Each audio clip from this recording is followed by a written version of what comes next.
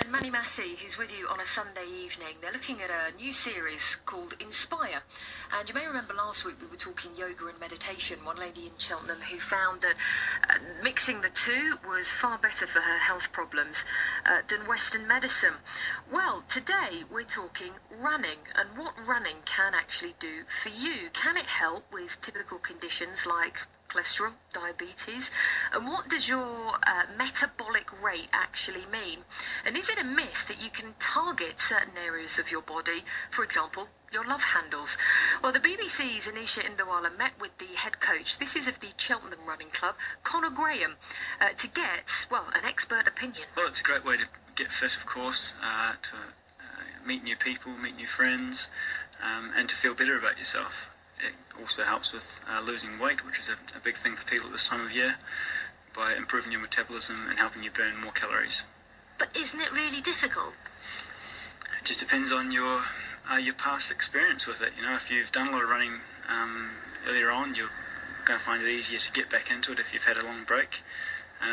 If you haven't really done any running for all of your life, it's going to be really hard if you try and go fast. Basically, it all comes down to how fast you run. So if all you've ever done is walked and maybe a bit of jogging, then that's where you should start.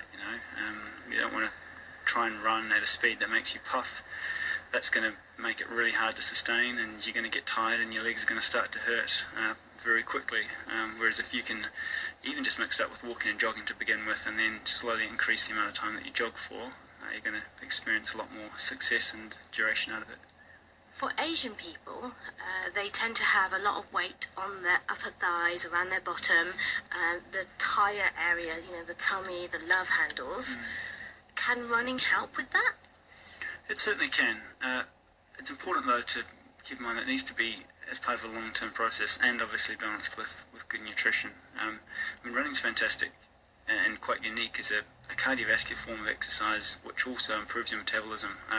Your swimming, cycling, lower impact versions of cardio, they help you burn lots of calories, like running does, but they don't lead to the muscle soreness that running creates, and the muscle soreness is essentially what leads to your metabolic improvements. So, and when I say that, it's essentially your body's ability to burn calories when you're recovering from exercise. Is that what that means, metabolic rate? Yeah. So it's, it's all the things that your body does to burn calories when you're not exercising. So if you've got sore legs after a run, your body has to repair that damage, but that's what burns more calories while you're asleep. So staying on the areas that Asian people need to focus on, can you target areas? Is that a myth? It really is a myth, certainly when it comes to exercise and eating. Some reasons that people get extra visceral fat around the middle, it's not always to do with calories and putting on extra fat. Sometimes there are food intolerances there that can cause swelling in your gut, and you can imagine how that's going to lead to protrusion in the area. So, what type of food intolerances are we talking about here? Generally gluten, dairy, but there are a lot of other foods that we can get tolerances to by eating lots of them and not having a rest from them. A lot of Asian people suffer from heart disease, diabetes, cholesterol. How can running help with that? It's by increasing basically the good fats, the good cholesterol that we all have. Okay, so it will decrease your cholesterol level, your bad cholesterol, but it can also increase your good cholesterol, so your HDL.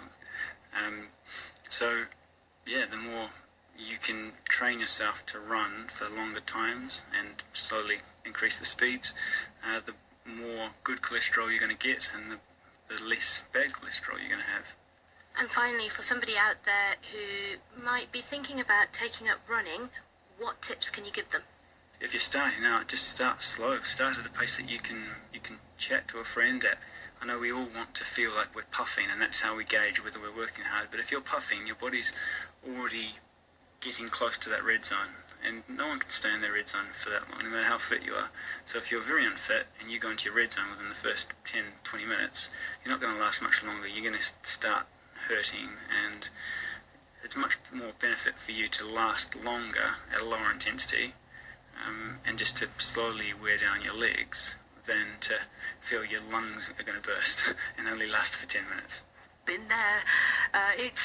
Running fascinates me. I wish I could be a runner. I mean, even hearing Vicky, the fitness trainer in the studio earlier on, who is running the Milton Keynes Marathon. She's running almost every race for life that's going to be held in this county this year, along with the Stroud Half. Once you get running and you continue running and you almost break that barrier, it's almost then you can just keep going, but it's the first sort of month or so that's the hardest, just to mentally break it down. But interesting there to hear how it can affect us all in different ways, and of course this whole myth that you can target certain areas of your body, like your love handles. That was Anisha Indawana there from the BBC Radio Gloucestershire newsroom, talking to the Cheltenham Running Club, Conor Graham.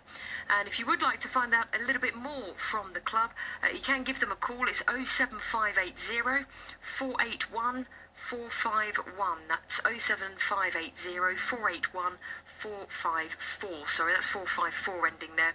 And of course, remember that in the county there are so many running clubs. Others are available.